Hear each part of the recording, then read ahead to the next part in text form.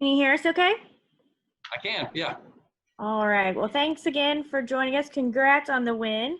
We're going to roll straight for questions. So if you have one for Chris Gabehart, please continue to raise your hand or communicate with us through the chat option within the Zoom platform. And we are going to start with Jordan Bianchi. Go ahead. Hey, Chris. We hear a lot about when crew chiefs are suspended, they still are very communicative with their teams at the racetrack. What specifically are you able to do, though, when you're at the racetrack that you're not able to do when you're back at the shop, still communicating with the team? Yeah, that's a good question. I think it's just, as people, you only have 5 senses to work with, right? And no matter how good the tools are at the track, you're missing a lot of them, or at the shop, you're missing a lot of them when you're not at the track. And on top of that, it's not live. So it is live, but it's not. You don't know the minute the caution comes out, or the second a pit decision needs to be made. Or for instance, a perfect example is when the 9 pit there under green right there at the end. I was literally listening to them, and it's a little bit inside baseball, but the second they called him in, I called Denny in, and it was still too late. We still couldn't make it. And there's no way that same play could have been made from me at the shop, or at least not with the same trust level that Denny and I have, because he knows what I'm doing. So, as amazing a job as JGR's IT staff does, and I really can't give them enough credit, they do an amazing job. It's just not the same as us being at the racetrack. So that's why I'm back here today. Thanks. Okay, we'll take our next question from Bob Pockris. Bob, go ahead. Yeah, Chris, I'm curious, the issues at Martinsville, would that have been corrected if you had practice? Golly, Bob, I sure hope we wouldn't have run that bad if we had a chance to practice. If so, Denny would have really had my butt. Yeah, certainly. I think Martinsville is so unique because it's a concrete track. So with no practice at all, it's extremely hard on the tires until it rubbers in. And Goodyear brought a tire that was supposed to wear more. And boy, did they wear. I mean, at the end of that first 60-lap run, all the tires up and down pit road were bald. So now the teams, you don't know that when it's live, though. You can't be certain of that. So you're already making adjustments based on how the car is driving, and then you get the tires off and look at them. It's not reversed. So you actually get behind 2 runs because you realize just exactly what's happening, but you got to run another 60 laps to the stage break. So to answer your question, Bob, I am confident we would not have ran that poorly had we got some practice, and I cannot wait to get back to Martinsville to redeem ourselves. I take a lot of pride in our short track efforts, and I know Denny does too, and that was embarrassing. And do you think with this no practice that everybody will have a day like you had at Martinsville, and potentially teams will have the day like you have today, where it seems like you hit on everything right off the bat? Yeah, I can certainly say that all of my teammates would tell you that. Again, more inside baseball, but I can tell you we all are having better days and then some off days. And I do think that's a product of everybody trying to figure out how to do this. But look, I can't stress to you enough. What happens at the Cup level is the world's best racers who optimizing things. So no matter what comes our way at the Cup level, our job is to optimize the new scenario. And this is no different, guys. I'm telling you, if we're doing this a year from now, it is the teams that are good are going to get great, and the teams that struggle a little bit are going to struggle worse. It's our job to optimize, and I just think all the top teams do a fantastic job of it, and this will be no different. Thank you. Okay, we'll take our next question from Stephen Conley with PRN. Stephen, go ahead. Congratulations on the win, Chris. Denny was talking about he has an unorthodox driving style compared to some of his other teammates, and you have to kind of adjust to that. Can you talk about what you've had to learn with working with Denny and his driving style, and what maybe you have had to change on top of the pit box? Yeah, it definitely is different. He's able to get speed out of the cars in ways that his data traces may not suggest he's getting speed out of it, specifically at these 550 style tracks. But you know what makes it work is the guy's won 40 times now, and when I got to him, he had won 31 times, and he's a world-class stock car driver. So I knew with him as my driver and FedEx as my sponsor and Joe Gibbs Racing and Toyota backing us, that I have a good enough driver to win every single race, every single weekend. So when you have that level of trust, and I've not got to work with a driver like that as a crew chief yet, and that's nothing against the guys that I've worked with in Xfinity. It's just they didn't have the level of experience and resume that Denny Hamlin had when I came to him. So it just made it really easy to sit down and go to work and say, hey, we're going to figure this out together, and I don't need you to change. I need you to listen.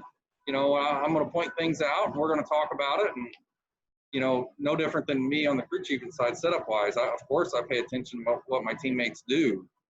But at the end of the day, we trust in our own abilities and focus on our own abilities to make our race cars better or drive our race cars faster. And I think that's our strength. Thanks. Okay, we'll take our next question from Lee Spencer. Lee, go ahead. Thank you. Congratulations, Gabehart.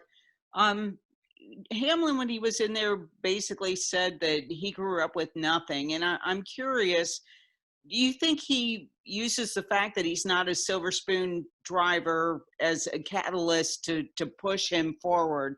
He said that reaching the 40th win milestone was a number that he might have had years ago, and he had been trying to reach it, but now that number, just keeps changing because he keeps pushing that carrot farther. And I'm just wondering how much of coming from nothing do you think he uses that to motivate himself?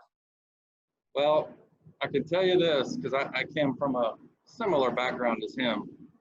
You cannot know what it's like to starve if you've never been hungry.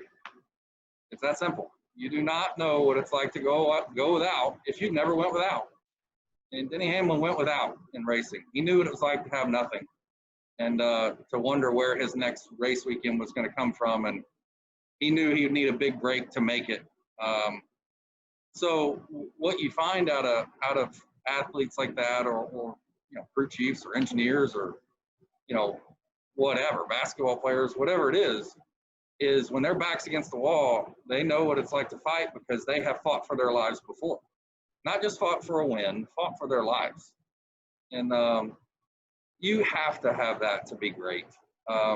Being good's one thing, but you have to know what it's like to fight out of a corner when that's your only choice. And I think Denny certainly has come from a background like that, and he takes a lot of pride in that, and he should. This is not easy, and he's become great at this level, and he did it by climbing the ladder one rung at a time. So happy to be here on these rungs. It's been a lot of fun. Appreciate the insight, man. Yep. Okay, we'll take our next question from Dustin Albino. Dustin, go ahead. Hey, Chris. This is your 9th win with Denny in 44 starts. I'm just curious. I asked him the same question. What do you feel like it is about you two that just click? It's trust, number one. If I had to put one word on it, it is simply trust. And what made it work in the early goings, I've said it before, is that he trusted me right away. He literally allowed me to come in and be innocent until proven guilty. And luckily, for the most part, we're still in there.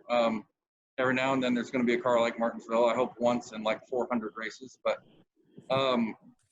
he just trusts me, and I trust him, and we are both hungry. He knows how hungry I am. You say we're 9 for 48. The very first thing I think about is the races that we should have won and got away from us. And that is just how it is. That's how it's going to be. I want to win all 48, and I know he knows that about me, and I know that he does too. And when you know that each other is that invested, it makes it easy to trust each other, and that trust can be a huge building block. Thank you. Okay, we'll take another question from Zach with the Pocono Record. Go ahead. Chris, obviously the Xfinity Series had its doubleheader this weekend here. Is there anything procedurally that you guys at the Cup level are going to be able to take from this weekend, what they did, and apply that to Pocono Raceway in a couple weeks? That's a great question. Yes, for sure. And I can tell you in some areas that I hadn't even considered until I watched my team live through it. And I'm probably not going to divulge a whole lot more information than that because I definitely have some things I need to talk with the shop about tomorrow based on what I've watched this weekend. But certainly it's been nice to watch somebody else live through it first, and hopefully we can make some adjustments for Pocono.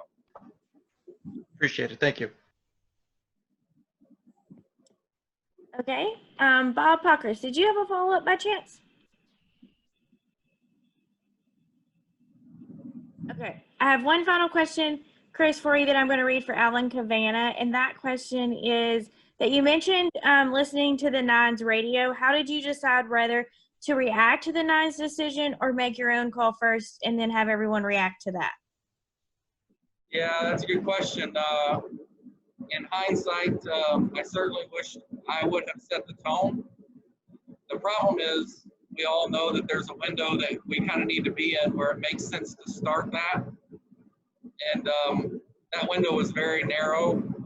We had just gotten into it. And a lot of things ramp up at that time during pick calls for everyone. You know, we all got eyes on each other and ears. And the laps start clicking by really quickly. And I had made up my mind that I was going to try to react to him because I thought I could get Denny on pit road the same lap.